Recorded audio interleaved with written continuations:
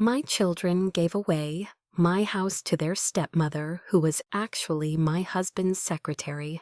As a result, the porch light is on, but I don't turn into the driveway. I sit in the car, fingers trembling over the steering wheel, watching the glow spill onto the stone path I laid with my husband 30 years ago. Indiana winters get into your bones if you sit still too long, but I can't move. My hands won't stop shaking, not because I'm cold, but because I'm afraid. My name is Margaret Holloway. I'm 67 years old, and this house, that house, was mine. It was where I raised both of my children, where I learned how to bake from scratch, where I planted tulips each spring, where my husband and I laughed in bed at midnight over silly movies when the kids had finally gone to sleep. Every brick held a piece of me. I built a life in that house, but today I'm afraid to knock on the door because I don't know who will answer anymore. It had been 3 months since I'd been away. I'd gone to Florida for a short stay with my sister after Harold passed. He died quietly in the recliner as if he were just napping through the evening news. The grief swallowed me whole. My daughter told me I needed time away. "Don't worry about a thing, Mom. We'll handle everything." I believed her. Of course I did. She was my child.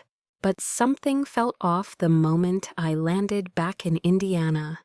I had messaged my son to pick me up from the airport, no answer. My daughter stopped replying 2 days before my return. I assumed they were busy. Life gets loud. The taxi drops me off and I walk up the drive. My rose bushes are gone. The welcome mat is gone. There's a new potted plant by the front door, bright and fake. I reach for my keys and slide one into the lock. It doesn't turn. I try again. Jiggle. Nothing. The lock has been changed. At first I think it's a mistake. Maybe the locksmith came for security reasons after Harold passed. That would make sense. I knock and no answer. I knock harder. Then I see it. The sticker on the mailbox doesn't say the Holloways anymore. It says M. Clarkson. I freeze. My heart races. Emia Clarkson. Who the hell is that? I pull out my phone and call my daughter. Straight to voicemail. I try my son. Straight to voicemail. I call again and again. My bag drops to the porch with a dull thud. I knock louder, and that's when I see the curtain move. A face appears in the front window. Not my daughter, not my son, not even one of my grandkids. No, the face is younger, stretched too tight, over a set of bones I'd recognize, anywhere from Christmas parties and office potlucks. Blonde polished, perfectly smug. Marissa, my husband's secretary. She's in my house. She's wearing my robe. I stagger back like someone just slapped me. The door creaks open. "Oh," she says, "all fake surprise. You're back." Where is my daughter? My son? My voice is hoarse and shrill. "What are you doing in my house?" Her smile is syrupy and condescending. Our house, Margaret. Things have changed. I feel the wind punch against my back as if it's echoing her words. Changed. What does that even mean? I want to scream. I want to push past her and find my family demand answers. Tear this fantasy world she's built apart. But I don't, because something in her eyes tells me she knows I can't. She knows she has the upper hand, and suddenly I realize I'm not locked out. I've been replaced. She's barefoot like she owns comfort here. Like she's had coffee on my porch swing and opened my curtains to greet the morning sun. She leans casually on the doorframe, still in my robe, the soft lavender one Harold gave me for our anniversary. Her hair is damp. She's showered in my bathroom. Marissa, I say her name slowly, like testing poison on the tongue. This is my home. She laughs soft but sharp. It was Margaret. Look, I know this is a surprise, but things moved fast after Harold's passing. The kids thought it would be better if I stayed, to help manage everything. Manage what I snapped my throat tightening. You were his secretary. You brought him coffee. You weren't his. She crosses her arms suddenly firm. Wife. I was his wife, Margaret. Legally. Common law in the eyes of probate. Harold and I were together for 3 years. I stumble back like her words carry weight. 3 years, my mind blanks. I reach for the porch column to steady myself. Liar, I breathe. But she just steps aside and says, "Come in if you want to see." And like a fool, I do. Because some part of me still believes that my daughter will come around the corner with a warm smile and say, "Sorry for the confusion, Mom. She's just house-sitting." Or my son will walk in and wrap me in a hug and whisper, "We would never." But no one comes. Instead, I'm greeted by the hollow shell of a home I once knew. The entry table with our family photos gone, replaced by a geometric mirror and a bowl of fake succulents. My needlepoint on the hallway wall has vanished. The living room is rearranged unfamiliar. Everything smells like cinnamon and hairspray. I walk through the kitchen. She's changed the curtains, my sunflower curtains. The ones Harold never liked, but I insisted on. The dining room has modern chairs now, cold metallic things. My daughter's voice startles me from behind. "Mom." I turn breath-catching. She's dressed up heels clicking softly as she steps forward with a carefully practiced smile. Behind her, my son appears stiff and unreadable. "You're back earlier than we thought," she says quickly. I look from her to him, eyes wide. Why is she here? Why is she living in my house? My son speaks now. "It's not your house anymore, Mom." Silence. I blink. "What did you say?" He glances at the floor, then meets my eyes with that same expression he had when he lied about failing a college course. Shame, but not enough of it. "You signed the transfer forms before you left, remember?" "What transfer forms?" My daughter interjects. "The ones we brought to the hospital. After Dad's stroke, you said you trusted us. We told you we needed to simplify the deed and finances for taxes." My mouth is dry. My hands go cold. "You said it was temporary. You said I'd still own everything." "You do," my daughter says quickly, her voice cracking in spirit. "This will always be your home, Mom. But legally, we had to make choices. You needed rest." "You signed the house to us," my son says colder. "We didn't think you'd come back so soon. Marissa was helping us handle things. She's our stepmother now. Dad left her everything else." That word hits harder than I expect. Stepmother. I laugh. But it's not a laugh. It's something broken, something wild and breathless and scared. You gave away my house to your father's mistress, and you're standing here acting like it was a kindness. She wasn't just his secretary, my daughter says, voice rising. She was his partner. We didn't know until after he passed, but we accepted it. We're trying to move forward. You're trying to erase me. No, my daughter says quieter. You're making this harder than it needs to be. She reaches out as if to touch my hand, but I step back. The space between us stretches into something that can't be closed. I want to scream. I want to fall to my knees and cry. But instead, I do something worse. I turn around. I walk back down the hallway, through the front door past the mailbox with her name on it. Marissa doesn't say a word as I leave. She doesn't need to. She's already won. She's barefoot, like she owns comfort here.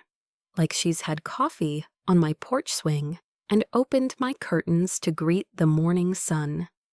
She leans casually on the doorframe, still in my robe, the soft lavender one Harold gave me for our anniversary. Her hair is damp.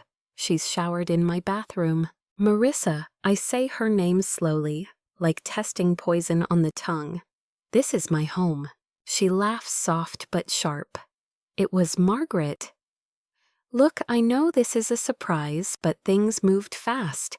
After Harold's passing, the kids thought it would be better if I stayed, to help manage everything. Manage what I snapped my throat tightening. You were his secretary. You brought him coffee. You weren't his. She crosses her arms suddenly firm. Wife. I was his wife, Margaret. Legally. Common law in the eyes of probate. Harold and I were together for 3 years. I stumble back like her words carry weight. 3 years, my mind blanks. I reach for the porch column to steady myself. Liar, I breathe. But she just steps aside and says, "Come in if you want to see." And like a fool I do. Because some part of me still believes that my daughter will come around the corner with a warm smile and say, "Sorry for the confusion, Mom. She's just house-sitting." Or my son will walk in and wrap me in a hug and whisper, "We would never."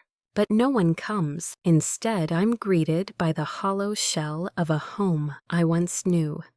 The entry table with our family photos gone, replaced by a geometric mirror and a bowl of fake succulents. My needlepoint on the hallway wall has vanished. The living room is rearranged unfamiliar. Everything smells like cinnamon and hairspray. I walk through the kitchen. She's changed the curtains. My sunflower curtains. The ones Harold never liked, but I insisted on. The dining room has modern chairs now. Cold metallic things. My daughter's voice startles me from behind. "Mom." I turn breath-catching. She's dressed up heels clicking softly as she steps forward with a carefully practiced smile. Behind her, my son appears stiff and unreadable. "You're back earlier than we thought," she says quickly. I look from her to him, eyes wide. Why is she here? Why is she living in my house? My son speaks now. "It's not your house anymore, Mom." Silence. I blink. "What did you say?" He glances at the floor, then meets my eyes with that same expression he had when he lied about failing a college course. Shame, but not enough of it. "You signed the transfer forms before you left. Remember." "What transfer forms?" My daughter interjects. "The ones we brought to the hospital after Dad's stroke. You said you trusted us. We told you we needed to simplify the deed and finances for taxes." My mouth is dry. My hands go cold. "You said it was temporary. You said I'd still own everything." "You do," my daughter says quickly, her voice cracking in spirit. "This will always be your home, Mom. But legally, we had to make choices. You needed rest. You signed the house to us." My son says colder. "We didn't think you'd come back so soon. Marissa was helping us handle things. She's our stepmother now. Dad left her everything else." That word hits harder than I expect. Stepmother. I laugh. But it's not a laugh. It's something broken, something wild and breathless and scared. You gave away my house to your father's mistress, and you're standing here acting like it was a kindness. She wasn't just his secretary, my daughter says, voice rising. She was his partner. We didn't know until after he passed, but we accepted it.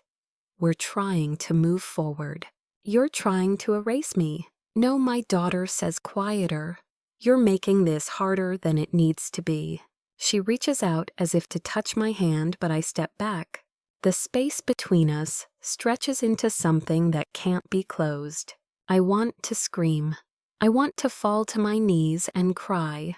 But instead I do something worse. I turn around.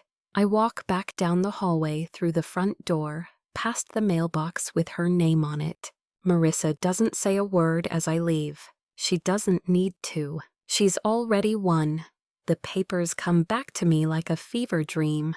I remember lying in the hospital bed, the IV drip ticking slow as rain. my body too tired to protest after Harold's first stroke.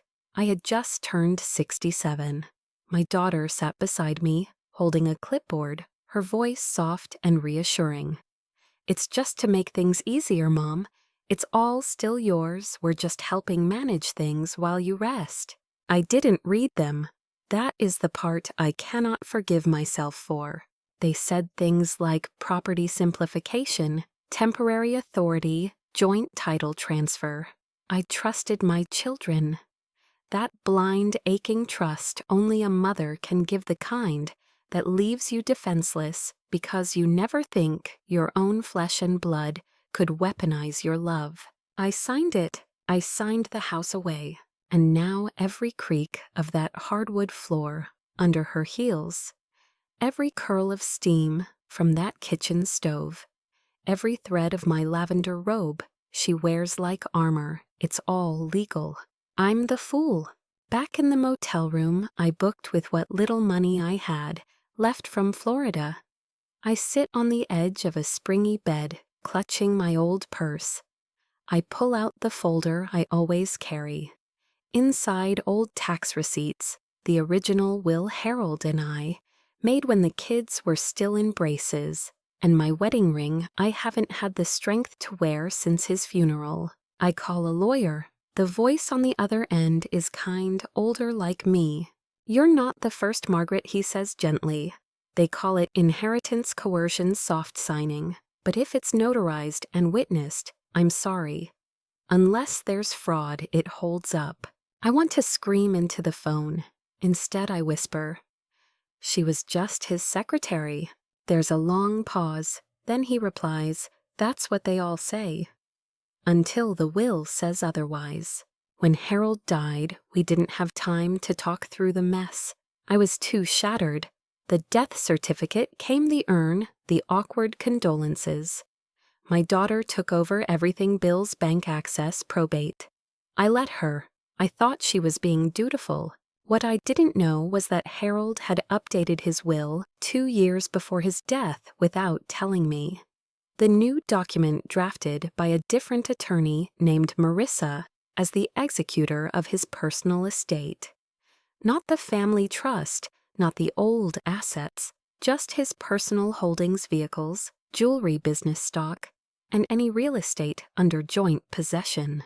That included our house. He listed her as a cohabitating partner, the same woman who once called me ma'am while bringing Harold his mail. Suddenly, the hospital forms make sense. My daughter and son weren't helping me. They were paving the road for her. Whether knowingly or not, they handed her the keys to my life. I think about the garden Harold and I built in our first year of marriage. The daffodils always bloomed crooked, but we loved them. I think about the back porch where my son played guitar on summer nights. The corner of the kitchen table where my daughter did her geometry homework. The doorway where I measured both of them, growing pencil marks etched like history. Gone. Or worse still, there but no longer mine. I call my daughter again. She doesn't pick up. I text her, "Did you know what those papers meant?" No reply. "Did you give her my house on purpose?" Read, no response. Was I ever anything to you beyond a burden? This time she blocks me. My throat closes. I sit in the motel chair staring at the pale wallpaper with its tiny blue roses. The silence is heavy. I thought losing Harold was the hardest thing I'd ever face. But losing your children while they're still alive, that grief is quieter. It sneaks into your lungs and chokes you slowly. I don't sleep that night. I can't. I just sit at the window, watching the snow fall outside the gas station across the street. The hum of the vending machine next to the front desk is the only sound I hear until morning. Grief doesn't have a clear voice. Sometimes it whispers, sometimes it screams, and sometimes, like today, it simply sits with you, silent and cold, like a ghost in the room. The day Harold died, I was folding towels. It was a Tuesday. I remember because the neighbor's dog was barking and the local mailman always came late on Tuesdays. Harold was in his recliner, feet up, remote in hand. He said he felt tired, that he needed to close his eyes. I kissed his forehead and told him I'd bring him soup after laundry. He never opened his eyes again. The coroner said it was quick, peaceful. That was supposed to be a comfort. But I still wonder, was he in pain? Did he call my name? Did he try to speak? The funeral was rushed. My children planned everything with such eerie efficiency. I remember barely being able to stand through the service. It was raining and someone forgot umbrellas. My daughter gave the eulogy. My son helped lower the urn into the ground. I stood beside them, shoulders shaking, still clinging to the idea that we were a family. Then came the paperwork, the will. It was not the one we wrote together. Our original will dated back in 1999, named everything jointly owned, and passed down to our children with a split clause for the house. It included letters to each of them, instructions about our garden, the little quirks Harold insisted mattered. We even made a note to donate his old law books to the town library.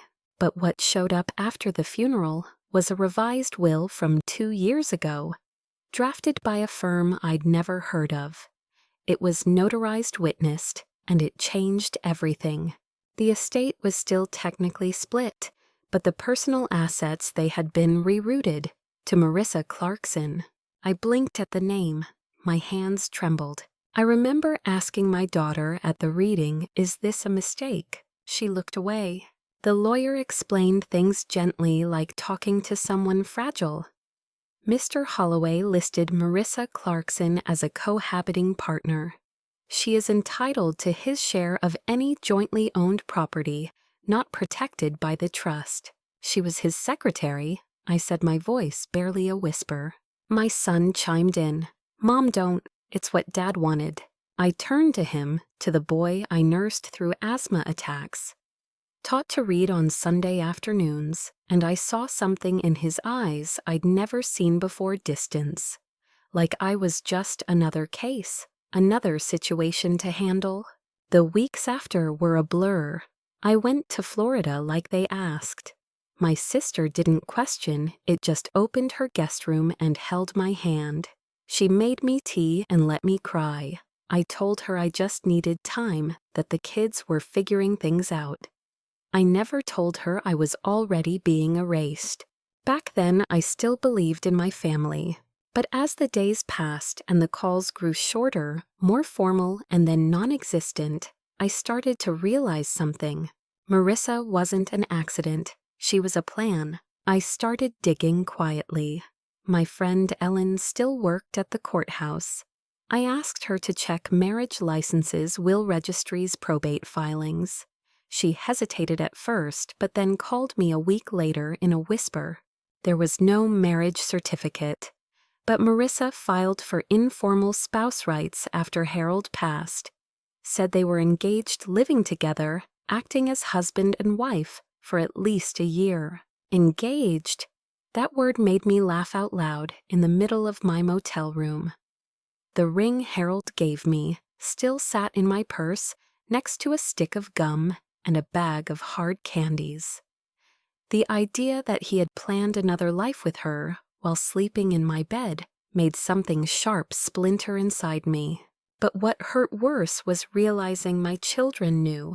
There were photos online, office Christmas parties, barbecues, a company retreat to the Poconos where Harold and Marissa posed side by side, his hand on her back, her head tipped toward him like they'd been together for decades. They must have suspected. No one looks that comfortable without history. The betrayal didn't just come from the grave. It came from the two people I thought would carry me when I could no longer carry myself. I thought Harold and I had secrets between us, good secrets. Memories inside jokes, a shared life. But he'd been carving out a second one. And now that life had taken over my home. Marissa's rise wasn't a fluke. She had help. My daughter and son may not have plotted it from the beginning, but they didn't stop it either. They let her in, they let her take over. And they locked me out. She's our stepmother now, Mom. The words landed like a knife between my ribs. Not for what they were, but for how casually my daughter said them. No apology, no hesitation, just fact, flat and cold. I was standing on the walkway, my suitcase still sitting on the porch behind me, like a forgotten afterthought. My daughter crossed her arms, her perfectly manicured nails tapping against her elbow. She looked tired of me, as if I were the disruption here. She was with Dad for a long time, she added. We just didn't know how to tell you. You didn't know how to tell me, I echoed, blinking. My voice cracked like brittle wood. Marissa had retreated into the house by then.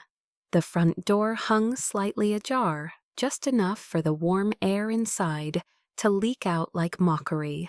I could still smell cinnamon and lavender drifting from the kitchen, my sense, my home.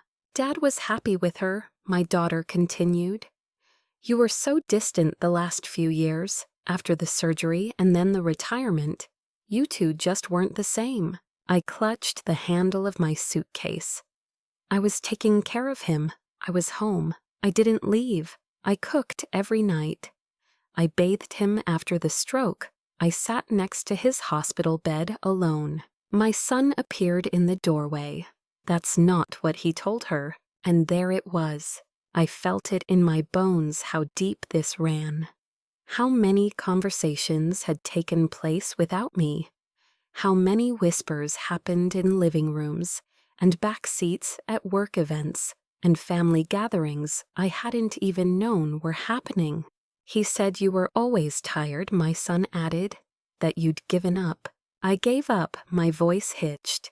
He stopped looking at me. He started coming home late. He lied to me. He shared our lives with a stranger. She's not a stranger anymore, my daughter said. She's part of this family now.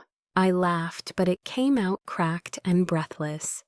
You think that because your father loved her, I'm supposed to pretend none of this happened.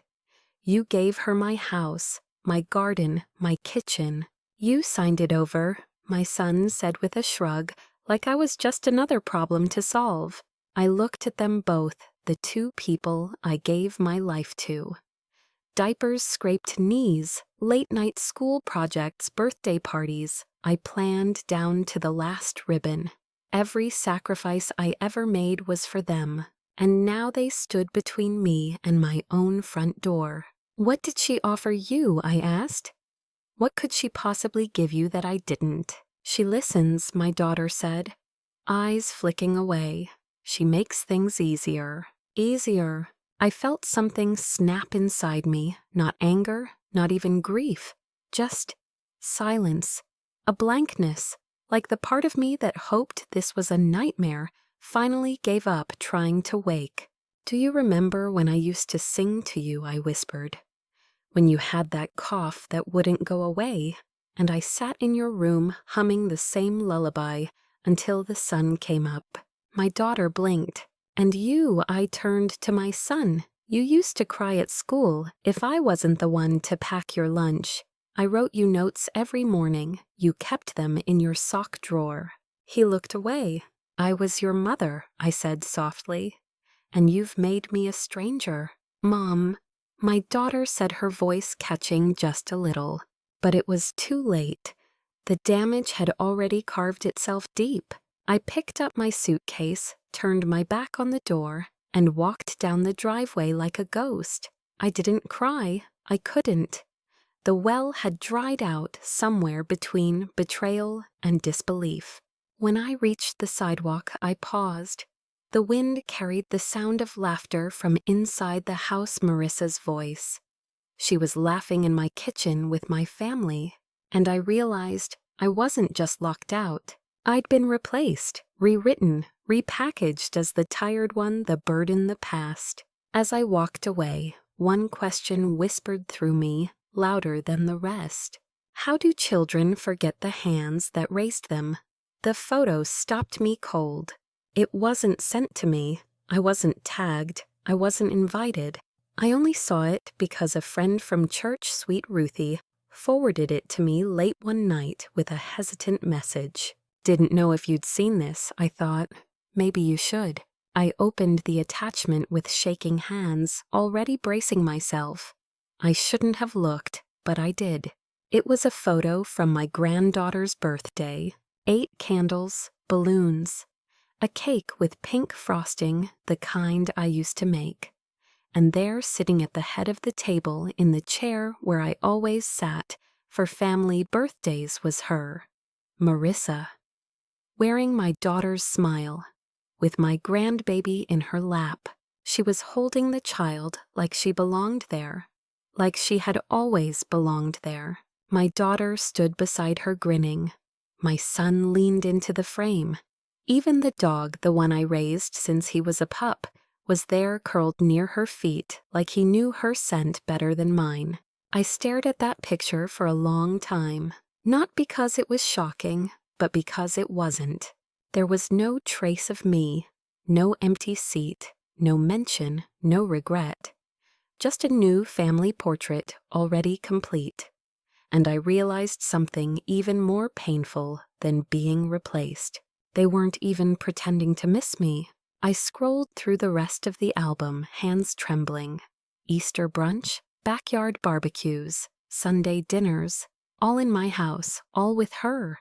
She had become the default, the mom figure, the one who showed up, cleaned up, baked, played, smiled. They had edited me out of the story like I was a bad draft. I shut my laptop and pressed the heels of my hands into my eyes until the stars came. Then I sat in the dark, the motel room humming around me, like a machine keeping someone else alive.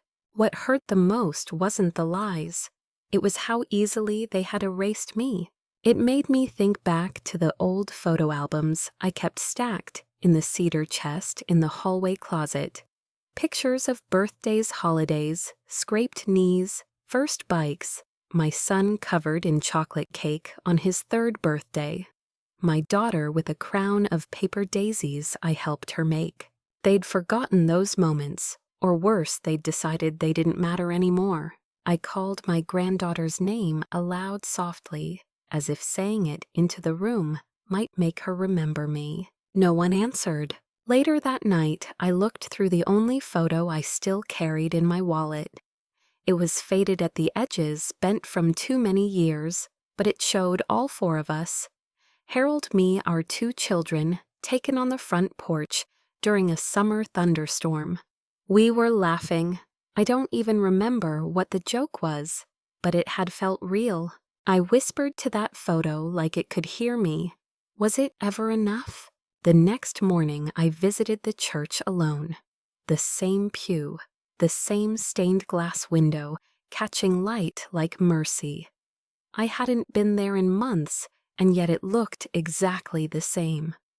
I bowed my head and prayed not for justice, not for revenge. I prayed to feel real again, to remember that I existed, that I wasn't crazy, that I mattered. And when the service ended and the congregation filtered out in quiet pairs, Ruthie touched my shoulder gently. She didn't say a word. She just squeezed my hand and handed me a Tupperware of peach cobbler.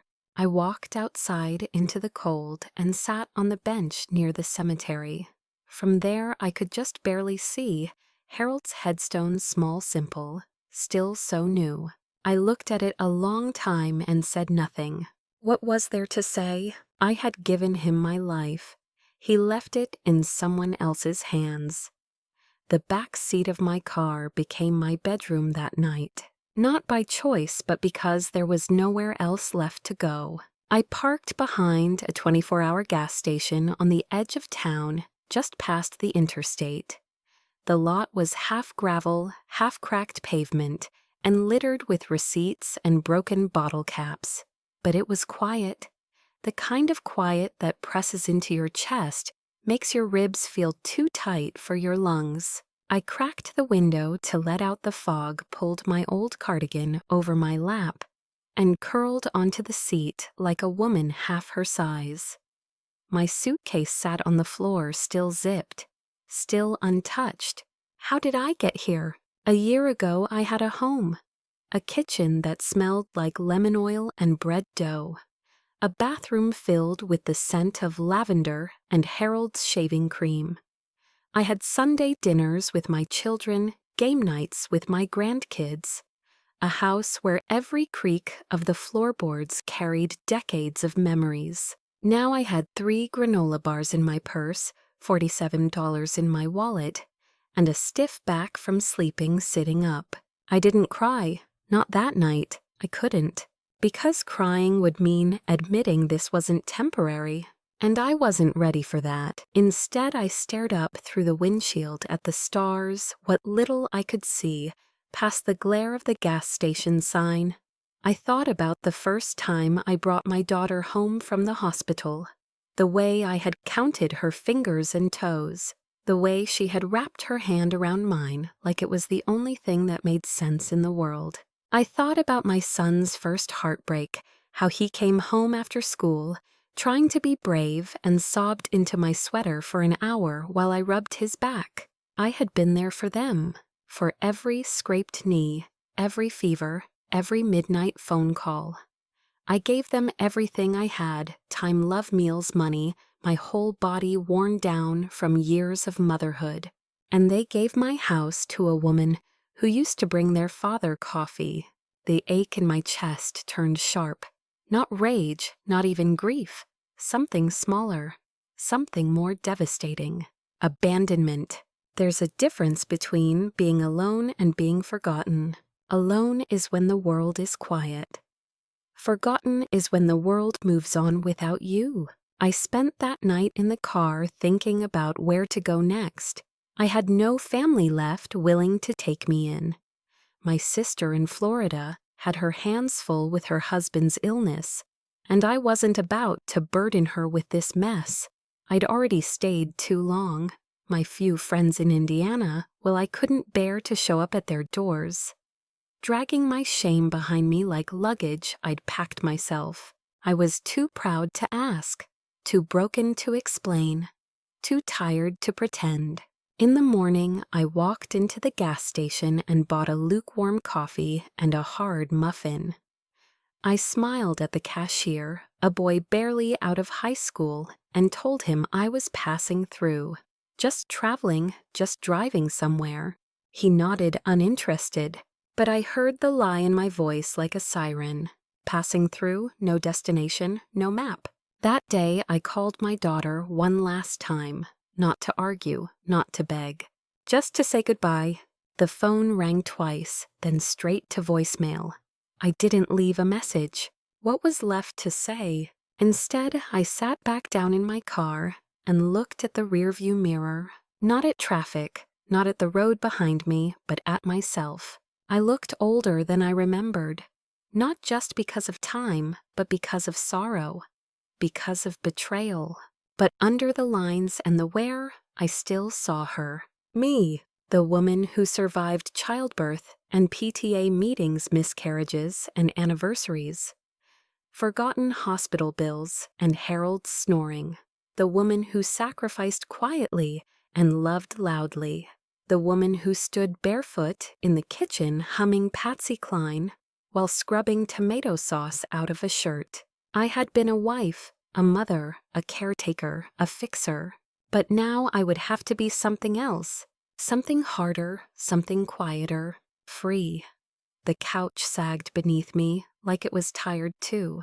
Tired of carrying people who didn't belong, who didn't plan to stay, who just needed somewhere to collapse. It wasn't even a real couch, more like a makeshift bench of old pillows and mismatched cushions in the corner of Ellen's sewing room.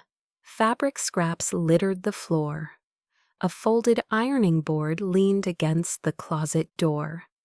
In the corner, a stack of boxes marked Christmas teetered like they might tumble if I exhaled too hard. But it was warm. and it was offered with kindness. Ellen had been my friend since we were 16.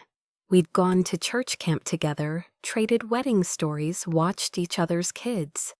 She was one of the few people who hadn't disappeared after Harold's funeral. When I called her from the payphone near the gas station, I didn't expect her to answer, but she did on the second ring. "Come," she said, just that, no questions. Now I sat on her worn-down couch, turned bed, wrapped in a faded quilt, staring at a yellowed photo of her late husband on the dresser. She didn't hover, didn't press, just brought me hot tea, turned the heat up a little higher, and left me to settle in. "You're not a burden," she whispered when I protested her generosity. I didn't believe her, but I nodded anyway. That night I slept better than I had in weeks. But when I woke up the next morning, the air was thick with memory. The smell of toast reminded me of my kitchen. The creak of the hallway floorboard sounded like Harold heading for coffee, and the echo of children's laughter, Ellen's grandchildren visiting, cut through me like paper. I was still a mother, but I had no home to host holidays. No children inviting me to dinner, no space to pass down, just a name on no mailbox. I watched Ellen's daughter Caroline braid her own little girl's hair in the living room. The gentle way she smoothed the strands, the soft tone of her voice, it was everything I used to do. But when I walked into the room, the child looked at me like I was a stranger, and I realized I was. This was not my family. These were borrowed moments, kindness on loan. Later that afternoon, I helped Ellen with dinner, something simple, chicken and rice. I chopped carrots like I used to when the kids were small, pressing the knife down rhythmically, as if the repetition might silence the noise in my head. Ellen sat across from me, her eyes watching carefully, but not intrusively. "You don't have to talk," she said, "but you're allowed to." I kept chopping. Then quietly I asked, "Do you think they ever loved me? Really?" Her face didn't flinch. "I think they did, and I think they still might. But love twisted by convenience and guilt can look a lot like betrayal." I let out a breath I didn't know I was holding. "They said I was tired," I whispered, "that I wasn't present, that I gave up." Ellen touched my hand. "You weren't tired, Margaret. You were tired of doing everything alone. There's a difference." That hit me harder than I expected, because she was right. I hadn't given up. I had just gotten older, slower, a little quieter, but I was still there, still trying, still showing up. But somewhere along the way, my showing up had become invisible. That night, I sat in the sewing room and opened a blank journal Ellen had tucked into my nightstand. I stared at the first page for a long time before writing. Day 1, I am not gone. I am not finished. Then I closed the book and cried. Not because I was sad, not because I was weak, but because I had finally stopped pretending. I didn't feel everything, that grief, that loss, that ache of watching your children become strangers. But somewhere inside all that sorrow was a new beginning, a whisper that said, "You can still write what happens next." She wore my lipstick. I saw it in a photo Ruthie showed me on her phone during a church potluck the following Sunday. Marissa posing beside my daughter in the garden that used to be mine. Her smile wide, her arm looped around my granddaughter like they were flesh and blood. Her lips wore that familiar rosewood tint I used to buy in bulk, the one Harold always said looked like spring on your face. I had left a tube of it in the upstairs bathroom drawer. She must have found it. Or maybe she just started buying the same shade. Either way, it didn't belong on her face. But now she had it all. My shade, my seat, my family, my house, my life. And she wore it well. I wish I could say she fumbled, made mistakes, misstepped. But no, Marissa knew how to play the part. She made the kids laugh, sent thank you notes to neighbors. showed up at church once a month wearing modest skirts and a polite smile. She even baked from scratch. My daughter bragged about her apple pie on Facebook. Every time I saw another post, another smiling photo, another little reminder that I had been erased, it felt like swallowing glass. I didn't just lose a home, I lost the story of me. Marissa didn't just move into my space, she filled it so completely that there was no room left for my memory to live. The worst part? People believed it. Neighbors who used to wave at me across the fence now waved at her. The church ladies started inviting her to luncheons. My granddaughter called her Miss Risa, like she was some kind of soft fairy tale addition to the family tree. And when I passed one of them at the grocery store, a woman I had known for 20 years, she smiled and asked gently, "How are the kids enjoying the new setup?" The setup, like it was a stage, a performance. I wanted to shout, "It's not a new setup, it's a theft." But instead, I just nodded and said, "They're thriving." Because what else could I say? That I sleep in a borrowed room, that my name has been wiped from the very door I once painted. That my children now look at me like an old school teacher who's long since retired. Someone to thank and move on from. I didn't want pity. I wanted recognition. One evening, Ellen and I sat in her living room, watching the news with the sound down low. She was knitting. I was folding laundry I'd insisted on helping with. I paused and asked her, "Do you think I'm being dramatic? That I'm just not letting go?" She didn't answer right away. Then she said, "Margaret, grief that goes unacknowledged turns into self-doubt. That's not drama, that's trauma."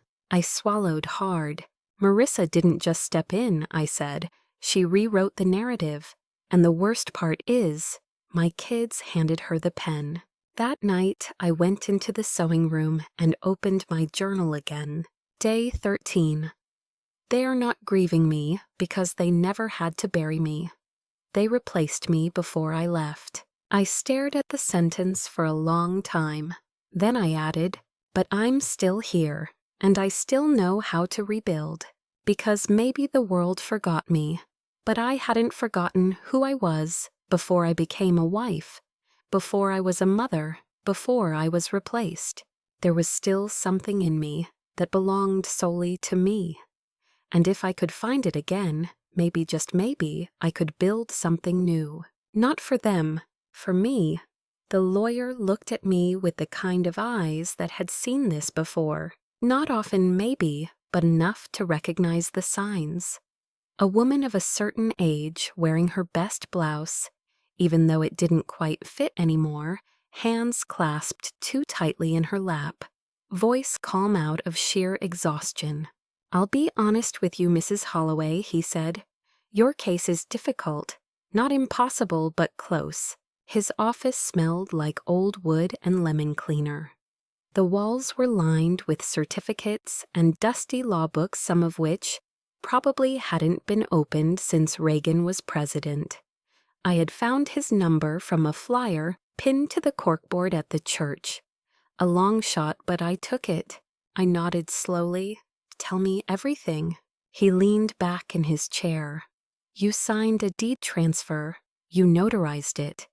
You appointed your children as co-owners. The house was listed under joint tenancy, which in this state means it passed directly to the surviving party, in this case, Marissa." My hands tightened in my lap. I didn't know what I was signing. He gave me a sympathetic smile. "But you did sign it, and that's what the court sees, so there's nothing I can do." He hesitated. "If you can prove coercion, undue influence, incapacity, fraud, maybe. But those cases are uphill. Judges rarely overturn a deed unless it's absolutely clear you were taken advantage of." "I was taken advantage of," I said. "They waited until I was vulnerable. They didn't explain anything." He nodded again. "Yes, but proving that is the hard part. It's not about what we know. It's about what we can prove. I let that sink in. It felt like another door slamming shut. But, he added, that doesn't mean you don't have power. I looked up. He leaned forward. You may not be able to get the house back, but you can write a statement, a letter, a truth in your own words filed as a public affidavit. It won't reverse what happened, but it will live in the same file. It will be read someday. Maybe not now, maybe not even in court, but it will exist. That matters. That night back at Ellen's, I sat at her kitchen table with a legal pad and began to write. I wrote about the home we built, the Christmas mornings, the quiet arguments with Harold in the hallway when the kids were asleep, the way my daughter used to hold my hand when she was scared, the nights I stayed up sewing Halloween costumes, and the way my son used to say, "I love you, Mom," like it was an afterthought, but always said it. I wrote the truth. About the forms I signed without knowing, about the silence from my children when I asked questions, about the secretary turned stepmother who stepped in before my husband's body was even cold. I didn't write to accuse. I wrote to remember, because they were trying to bury me while I was still breathing, and I refused to let them succeed. When I finished, I gave the letter to the lawyer. He read it in silence, then looked up with a quiet kind of respect. "I'll file it," he said, "and I'll make sure it's archived with the deed. It wouldn't change the house. It wouldn't undo the betrayal. But it was a record, a footprint, a witness." Later, I walked past my old street. I didn't stop. I didn't even slow down. But I looked at it from the corner just once. The porch light was on. My tulips had been pulled out. A new tree was planted near the sidewalk, probably one of those decorative kinds with no real roots. And through the window I saw her, Marissa. She was laughing at something, holding my granddaughter's hand, wearing a scarf I crocheted 10 winters ago.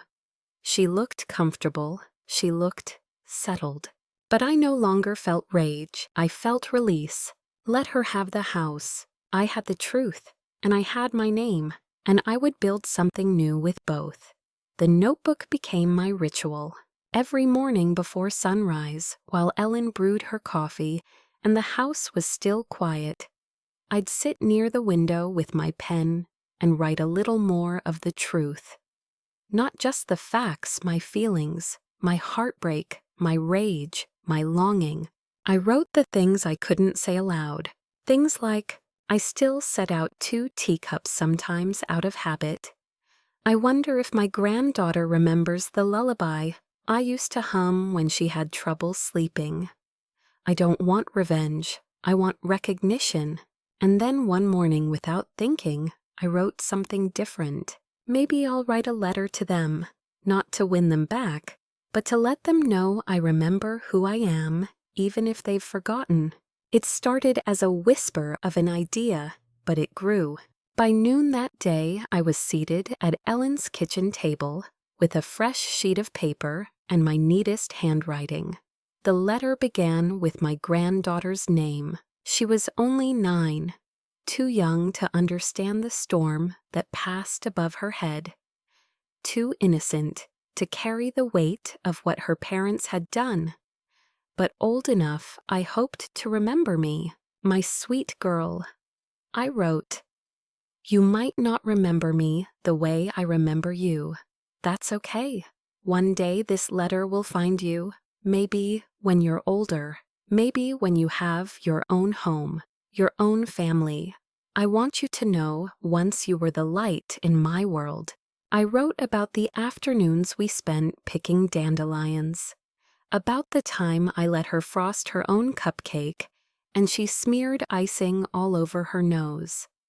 I wrote about the song I used to sing while brushing her hair and how she once told me I smelled like cookies and sunshine. Then I told her the truth, not the ugly legal details, but the quiet kind of pain that comes when love isn't returned. People make choices, I wrote, and sometimes those choices hurt others.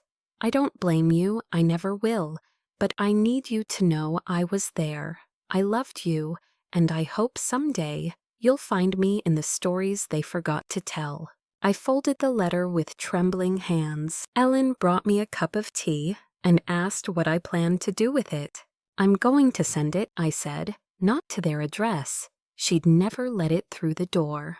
Then where? I smiled the smallest curve of my lips in weeks. I'm going to leave it with the lawyer, have him file it with the rest of the estate documents. One day when she turns 18 or gets curious about the past, she'll find it. Maybe in a dusty file cabinet, maybe on accident. And if she never did, well, that would be fine too, because I would know it existed, that my side of the story wasn't lost. That night, I walked out into Ellen's small garden. The air was crisp. A few leftover leaves clung to the branches, like memories too stubborn to fall. I closed my eyes and whispered my granddaughter's name to the stars. Not to make a wish, but to make a promise. I won't disappear. Even if you never look for me, I'll still be here. In the places you least expect. In old photos, in recipes, in the smell of cookies and sunshine. It took me 3 tries to get the package just right.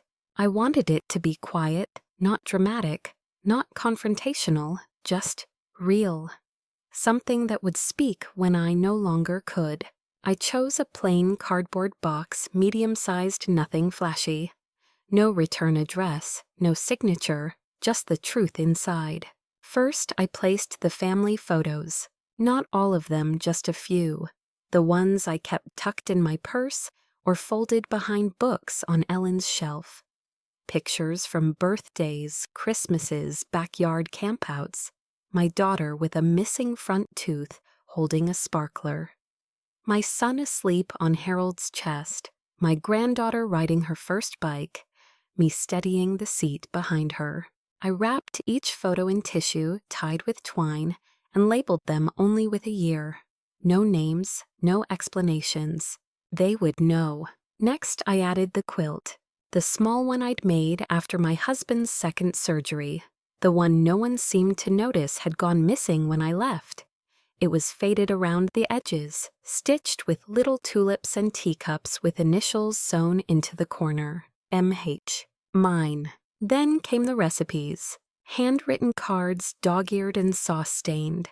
My apple crisp, Harold's favorite meatloaf, the peanut butter cookies I used to bake with my granddaughter when she was barely tall enough to reach the counter. Lastly, I placed a small envelope on top, inside a single page folded in thirds. No letterhead, no declarations, just these words. I was here, I loved you, I remember everything.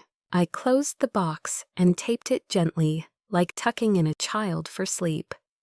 Then early the next morning, I drove to their neighborhood. It felt surreal being back. The trees had started to bloom again. My garden was gone, replaced with low-maintenance shrubs and fake mulch. The mailbox gleamed like it had never known rust or time. I didn't knock, I didn't wait. I simply placed the box at the doorstep just beside the welcome mat that still read, "Home is where the heart is." And then I walked away. I didn't look back, not because I wasn't tempted, but because I knew that if I did, I might crumble. I might knock on the door, I might scream and demand answers, and plead like the woman I used to be. But I wasn't her anymore. This wasn't an act of reaching, it was an act of releasing. I had told my truth, left a breadcrumb trail through time and memory. If they chose to follow it, so be it. If they didn't, that was their burden to carry, not mine. Back at Ellen's, I told her what I'd done. She didn't judge me, didn't question it, just poured me another cup of coffee and said, "You've said more with silence than most do with shouting." I nodded. For the first time in weeks, my chest felt lighter, because that package was more than a gift, it was a declaration. A message that said, "You don't get to rewrite me. You don't get to pretend I never existed. You don't get to call this healing when it was theft. I still didn't have a home, still didn't have an apology, but I had something else now. Peace. I found the cottage by accident. It sat on a quiet road near the coast, half hidden by wind-bent trees and wild grasses, its white paint peeling in soft curls like it was shedding someone else's story. A for sale? By owner sign hung crooked on the porch. I almost didn't stop. I had only come to the coast to breathe, to remind myself the world was still wide.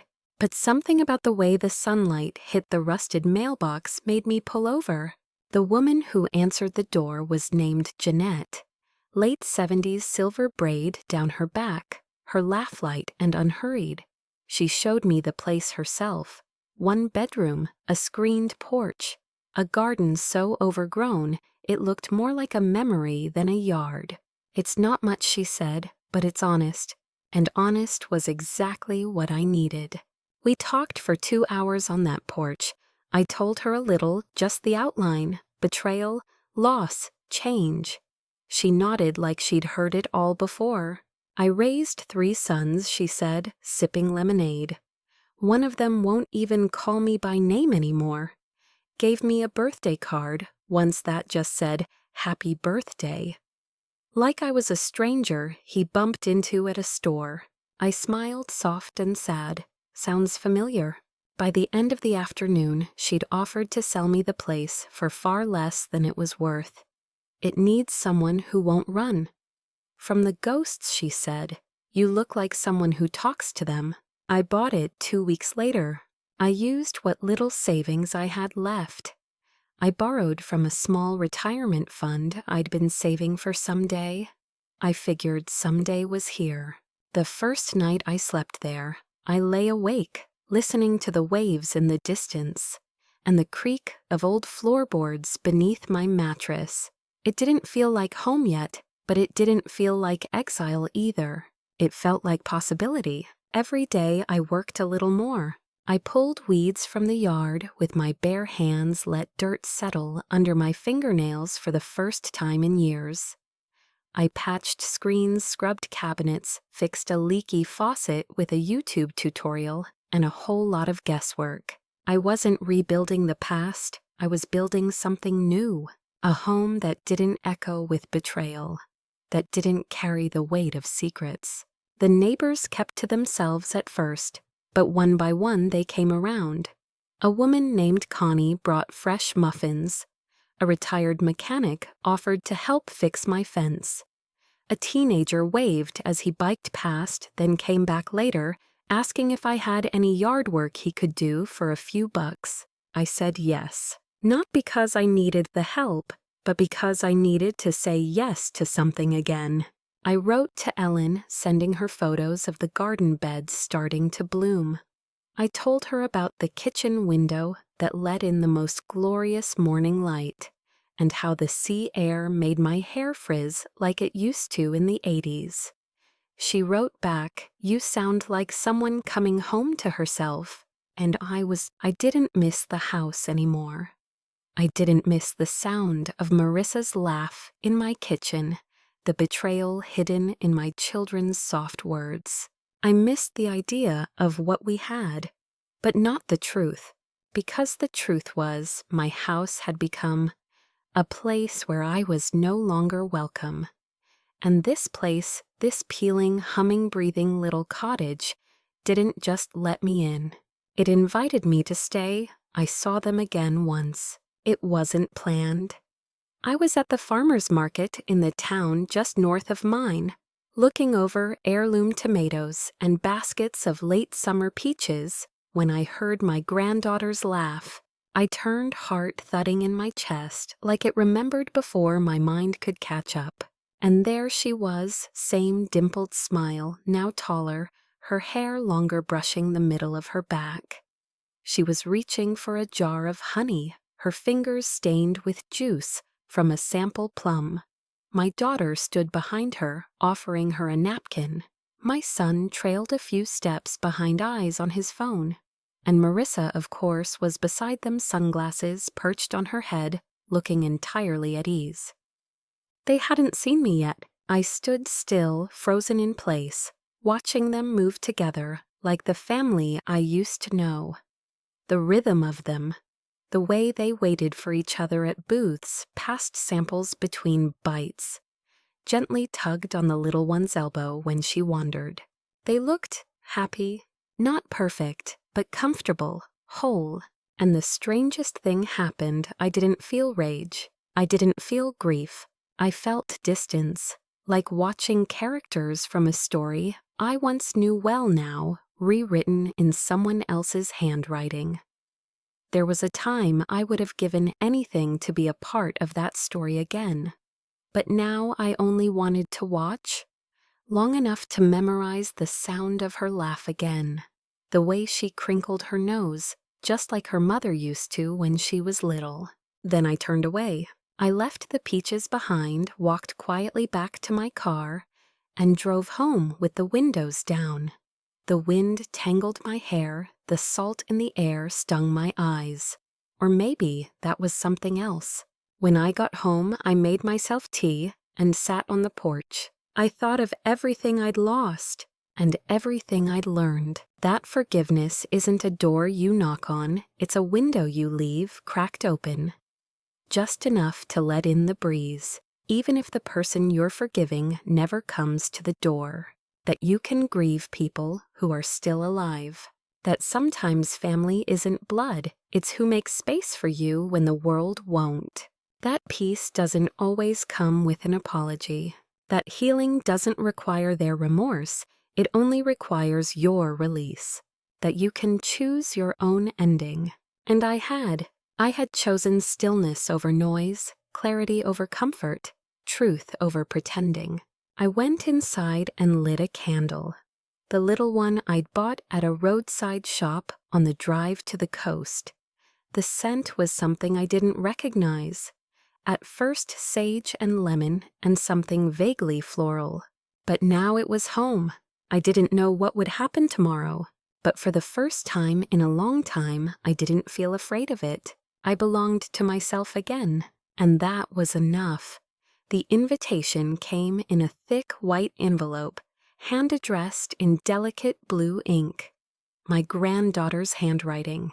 I knew it instantly, those little heart-shaped loops on the Y. The way she wrote Mrs. like a tiny smile.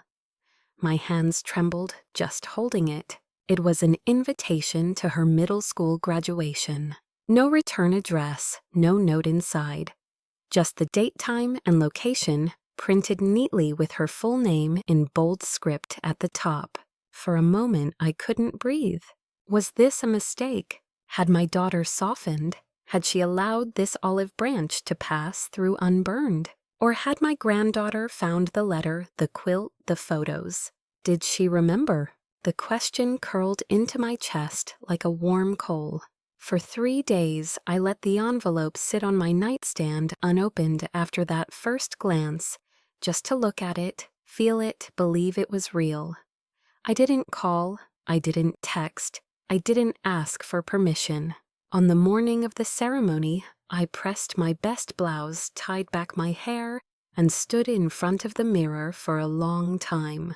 I looked older, but I also looked free. When I arrived, I took a seat at the back of the gymnasium, far from the front rows marked reserved for family. I didn't expect a seat. I didn't even expect a glance. I came only to witness, not to be witnessed.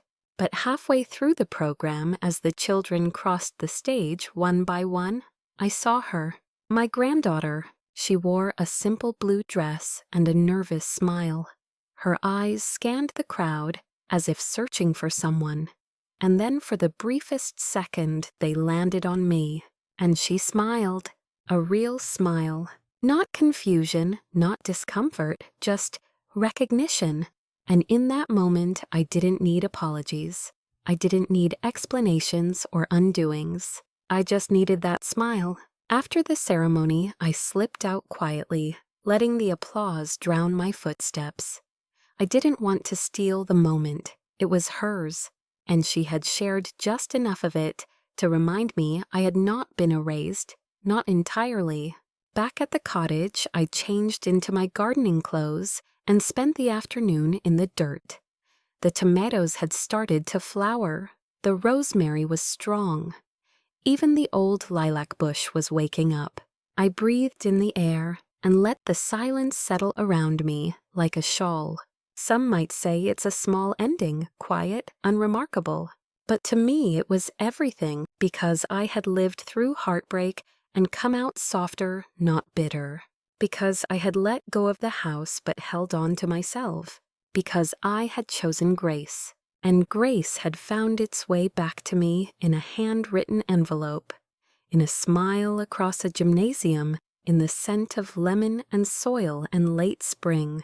I sat on my porch as the sun dipped low behind the trees, and I thought, maybe some stories don't end with a door slamming shut. Maybe they end with a window, open, a candle lit, and a name spoken softly into the dusk. Mine, Margaret Holloway, mother, woman, survivor, and still standing.